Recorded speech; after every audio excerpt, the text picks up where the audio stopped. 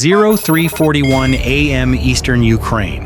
One shot, one body drops, and an entire Russian frontline freezes. Through a thermal scope, a Ukrainian sniper does not see a soldier. He sees command authority. The man in the crosshairs is issuing orders, repositioning squads, correcting artillery fire in real time. He is the nerve center of a Russian assault element operating less than 2 kilometers from the line of contact. And for the last 90 seconds, he has stayed exposed for too long. The shot is clean, supersonic, final. The Russian commander collapses before anyone understands what has happened. There is no warning, no follow-up fire, no visible enemy. Just a sudden silence where orders should be. Radios crackle with overlapping voices. 2 squads advance without coordination. Another halts completely. A drone operator loses permission to strike. Artillery waits for confirmation that never comes. Within minutes, confusion spreads faster than fear. Russian forces launch counter-sniper drills, flood the sector with drones, and prepare artillery retaliation. But they are reacting blind. The damage is already done. Not because a man was killed, but because command was erased in an instant. This is how modern warfare breaks units without destroying them. And what followed that single sniper shot would reveal a brutal truth about the Russian command structure on today's battlefield, one that Ukraine has learned how to exploit with deadly precision. By the 3rd year of the war, the front lines in eastern Ukraine had settled into a brutal pattern of attrition. Advances were measured in hundreds of meters, sometimes less, and success depended not on sweeping maneuvers, but on maintaining control under constant pressure.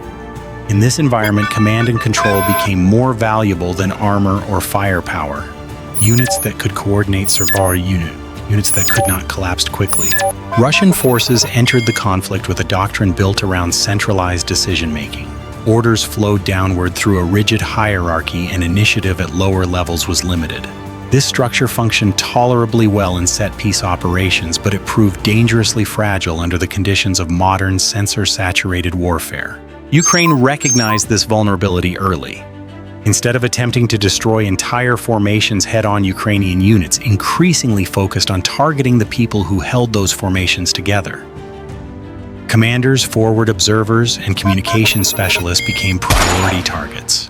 Removing them did not just reduce manpower, it severed the flow of orders, delayed responses, and created hesitation at critical moments. Snipers played a central role in this shift. Unlike artillery or drones, a sniper could wait, observe, and discriminate. He could ignore dozens of armed soldiers and focus on the one individual whose loss would matter most. In areas like the eastern Donbass, where terrain alternated between shattered villages, tree lines, and shallow trench systems, sniper teams could establish concealed overwatch positions with clear fields of fire on command posts, rally points, and rotation routes. Russian adaptations only deepened the problem. To compensate for unreliable communications and electronic warfare interference, commanders relied more heavily on face-to-face control. They stepped out of cover to point gesture and correct movements personally. Every such moment increased effectiveness and risk. By the time of this engagement, both sides understood the stakes. For Ukraine, eliminating a commander was a force multiplier. For Russia, losing one at the wrong moment could mean the difference between holding ground and losing it entirely. The battlefield was set for a confrontation where a single bullet could outweigh hours of bombardment. This shot was not luck. It was the final step in a quiet intelligence cycle that had been running for days. Ukrainian forces had been tracking the sector through layered observation. Small reconnaissance drones flew short, irregular routes to avoid pattern detection, relaying movement data rather than live video to reduce electronic signatures. Thermal imagery was reviewed offline frame by frame to identify recurring behaviors. One pattern stood out every time Russian units attempted to push forward from a cluster of ruined buildings. The same individual appeared near the center of activity. He arrived shortly before movement began. He stayed longer than others. He carried no visible heavy weapon, and soldiers adjusted their positions after he spoke. Signals intelligence reinforced the picture. Short bursts of radio traffic spiked whenever the man was present, then dropped sharply once orders were issued.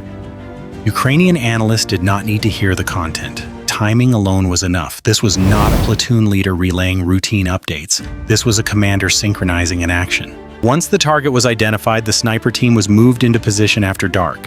The route avoided roads entirely, using drainage ditches and collapsed structures to mask movement. No electronics were active during infiltration. The team established a firing position inside a partially destroyed structure that offered concealment, a stable firing platform, and a narrow but decisive field of view. The spotter confirmed distances using both laser range finding and map correlation, then powered down all active systems. The plan allowed for exactly one engagement window. No follow-up shots, no prolonged exposure. If the opportunity did not materialize, the team would withdraw without firing. Patience was the decisive factor. The sniper waited through false alarms, shifting shadows, and irrelevant movement. He ignored soldiers who passed within range but did not meet the profile. Only when the target stepped into the open and remained there, gesturing, directing unprotected, did the team move to execution. This was not about killing a man, it was about removing a function, and once the shot was fired, there would be no time to confirm success. Survival depended on what happened next. The target stepped into the open at 0341. He was standing near the corner of a collapsed building, partially silhouetted by residual heat trapped in the rubble behind him. Two soldiers flanked him at a distance, scanning outward rather than watching his immediate surroundings. The commander raised his arm, pointed toward the tree line, and spoke for several seconds. Long enough. The sniper exhaled halfway and stopped. The reticle settled just below the helmet line, accounting for angle and distance. No dramatic pause, no hesitation. The trigger broke cleanly. The sound was brief and sharp, swallowed almost immediately by the ruined structures around them. The round crossed the distance in under a second. The commander dropped straight down as if the ground had vanished beneath him. For a moment, nothing moved. Then everything did. One soldier froze, staring at the body without reacting. Another crouched and dragged himself backward, shouting into his radio. A third opened fire blindly toward the nearest building, spraying rounds into empty windows. Orders overlapped, contradicted, and cut off mid-sentence. The unit had lost its reference point. Within 30 seconds, Russian drone operators launched quadcopters from behind cover. Their feeds swept the area aggressively, searching for muzzle flash movement, anything that could indicate the shooter's position. But the sniper team was already gone. The rifle had been broken down, the firing point abandoned, and the retreat route activated immediately after the shot. 2 minutes in artillery coordination began, but without precise targeting data. Shells landed wide, impacting buildings and open ground in a broad pattern rather than concentrating on a single position. The delay mattered. Ukrainian forces further along the line exploited the confusion, shifting their own positions and reinforcing threatened sectors while Russian units argued over authority. 5 minutes after the shot, the original assault plan was effectively dead. Without the commander squads advanced at different times, or not at all. One element pushed forward and then stopped, unsure whether to continue. Another waited for confirmation that never came. A drone strike request was initiated but stalled because no officer with the proper authorization was present to approve it. From a distance, the engagement looked unchanged. No explosions marked a breakthrough. No dramatic collapse was visible on satellite imagery, but at the tactical level, cohesion had evaporated. The sniper team moved steadily through their exfiltration route, avoiding detection as Russian drones continued to search the wrong areas. The effect of the shot was already spreading outward, measured not in casualties, but in lost time, hesitation, and missed opportunities. This was the true power of sniper warfare in modern conflict. Not body counts, not spectacle. Precision disruption. And what followed in the hours after this engagement would confirm just how costly that disruption had been. The Russian response unfolded exactly as doctrine dictated and exactly as Ukraine expected. Within minutes of the commander's death, counter-sniper protocols were initiated. Drone teams were ordered to prioritize thermal anomalies near suspected firing points. Artillery units stood by for rapid suppression strikes. Infantry elements were told to tighten dispersion and establish temporary local control until higher command could reassert authority. But the system was already compromised. Without the on-site commander, no one had a complete picture of the situation. Drone operators received conflicting search grids. Artillery crews waited for precise coordinates that never stabilized. Junior leaders hesitated to commit forces without explicit approval, fearing punishment for unauthorized action. The chain of command designed to be rigid became brittle under pressure. Electronic warfare assets attempted to jam suspected Ukrainian drone frequencies, but this had limited effect. Ukrainian reconnaissance in the area had already shifted to passive observation, and the sniper team itself was completely silent. Russian drones flooded the airspace, overlapping each other's coverage, reducing efficiency rather than improving it. As the minutes passed, Russian forces began to default to caution. Movement slowed. Units dug in rather than advancing. The original offensive intent dissolved into a defensive posture, not because of enemy firepower, but because leadership had vanished at the critical moment. Higher headquarters eventually intervened, issuing new orders from the rear. But by then, the window of opportunity had closed. Ukrainian forces had adjusted their lines, reinforced key positions, and prepared for any renewed push. The countermeasures were extensive. They were also late. This was not a failure of equipment or bravery. It was a failure of continuity. Modern warfare punishes hesitation, and in this case, the loss of one individual had imposed it across an entire sector. Next comes the deeper question: why this single shot was so effective? The effectiveness of this engagement was not accidental. It was the result of structural realities in modern warfare colliding with precision tactics. At the technical level, the sniper's advantage lay in discrimination. Unlike artillery or loitering munitions, a sniper does not attack an area. He attacks a role. Optical and thermal observation allowed the team to distinguish command behavior from routine movement, who issued orders, who others reacted to, and who remained exposed long enough to be engaged. Tactically, the engagement exploited a known weakness in centralized command systems. Russian doctrine emphasizes control from above with limited autonomy at lower echelons. When a commander is removed, the system does not seamlessly reroute authority. It pauses. The choice of a single-shot engagement was also critical. Multiple shots increased detection probability exponentially. By limiting the engagement to one round, the sniper team minimized acoustic, visual, and thermal signatures. Counter-sniper efforts therefore had no reliable origin point to fix on. Artillery suppression became area-based rather than targeted, wasting time and ammunition while producing limited effect. Cost asymmetry further amplified the outcome. The engagement consumed one rifle round and hours of patient observation. The response consumed drone flight hours, artillery readiness, electronic warfare output, and command bandwidth, resources orders of magnitude more expensive. Yet none of those responses could restore the lost command continuity. Perhaps most importantly, the psychological effect propagated faster than any physical damage. Soldiers do not need to see a sniper to fear him. They only need to understand that leadership can vanish without warning. Once that realization takes hold, commanders expose themselves, less communication becomes more constrained, and decision-making slows across the board. This is why sniper warfare remains relevant in an age of drones and precision strike. It targets the human layer that technology still cannot fully replace.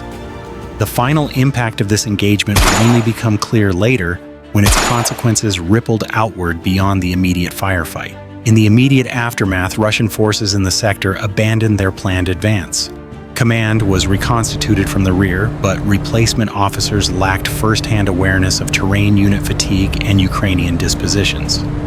Orders became conservative by default. Units were instructed to hold rather than maneuver, to observe rather than act. Initiative drained away. This pause created operational space for Ukraine. Engineering units improved defensive positions without interference. Drone teams expanded reconnaissance coverage. Artillery observers repositioned with less risk of detection. What had been a contested sector shifted into a controlled one, not through firepower, but through time gained. At higher levels, the incident fed into an already growing problem. Russian formations across the front were reporting officer shortages, forcing experienced commanders to rotate between units or operate farther forward than intended. Each such movement increased exposure. Each loss compounded the strain on command cohesion. For Ukraine, engagements like this validated a broader approach. Rather than attempting to match Russian mass head-on, Ukrainian forces focused on selective disruption. Remove key individuals, induce hesitation, and let structural weaknesses do the rest. It was a strategy that scaled well-required limited resources and produced effects disproportionate to its footprint. International observers took note. Military analysts highlighted the engagement as another example of how precision intelligence integration and human decision-making continue to shape modern conflict. Technology mattered, but how it was applied and against whom mattered more. This was not a decisive battle. No territory changed hands dramatically.